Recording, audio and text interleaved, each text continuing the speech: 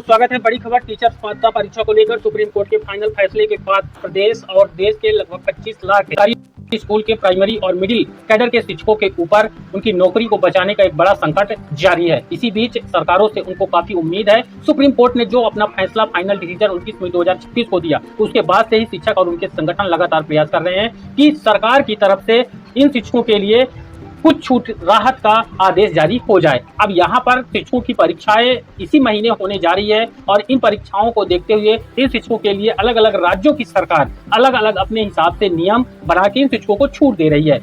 अब अभी हाल ही में 2 राज्यों ने तेलंगाना और हिमाचल प्रदेश में शिक्षकों के लिए स्पेशल टेट का आदेश जारी किया गया। अब मध्य प्रदेश में क्या कुछ अपडेट है लेटेस्ट शिक्षकों की टीचर्स पात्रता परीक्षा को लेकर। अभी की सबसे बड़ी खबर आप देख पाएंगे, टीचर्स पात्रता परीक्षा को लेकर बड़ा अपडेट है, बड़ा ऐलान है। 2009 तक जो स्कूलों पर शिक्षक बने हैं प्राइमरी और मिडिल कैडर के, उनके लिए बड़ा अपडेट है। बच्चों की तरह शिक्षक परीक्षा के नाम पर डर रहे हैं। डरे भी क्यों? क्योंकि उनके पास पर्याप्त समय नहीं है। भले शिक्षक हैं लेकिन उन स्टडी जब खुद की हो तो उसके लिए स्टडी का समय होना चाहिए। अगले माह होनी है शिक्षक पात्रता परीक्षा।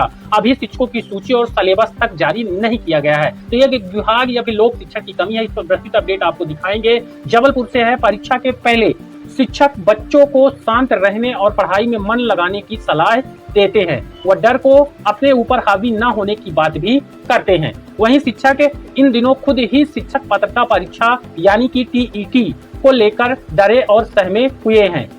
डर इनका नहीं है वे परीक्षा में फेल होंगे या फिर उनकी नौकरी खतरे में आ जाएगी।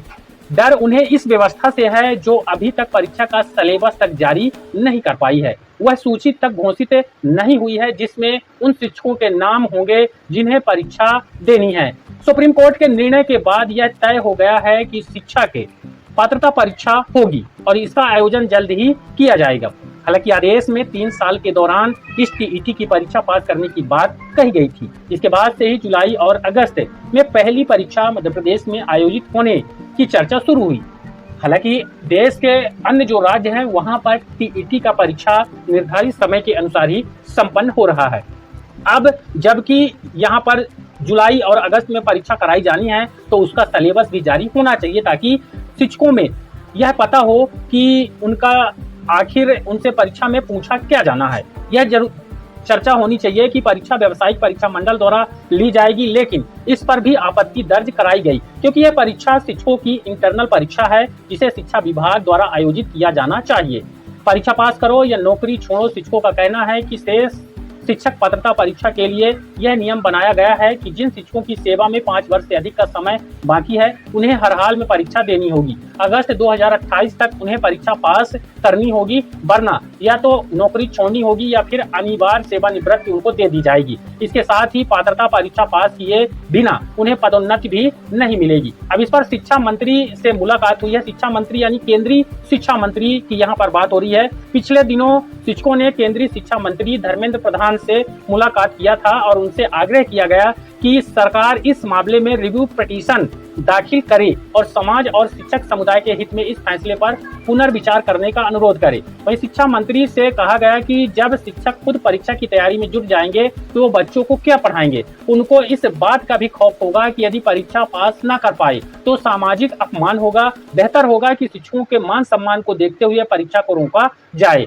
आपको यहाँ पर स्पष्ट कर दे कि रिव्यू पिटीशन अभी संबंधित शिक्षक और के जो राज्य की सरकारें हैं उन्होंने दाखिल की थी और उस पर फाइनल फैसला 29 मई 2026 को आया हुआ है, जिसमें टीईटी अनिवार्य किया गया है। अब यहाँ पर जो रिव्यू पिटीशन की बात है वो केंद्र सरकार के द्वारा लगाने का आग्रह किया गया था कि केंद्र सरकार अपने स्तर से यहाँ पर रिव्यू पिटीशन या फिर बीच का रास्ता निकाल के शिक्षकों के लिए बेहतर पॉलिसी बना दे ताकि जो पुराने शिक्षक है उनकी परीक्षा भी हो जाए और उनको किसी तरह अपनी नौकरी का खतरा भी न रहे।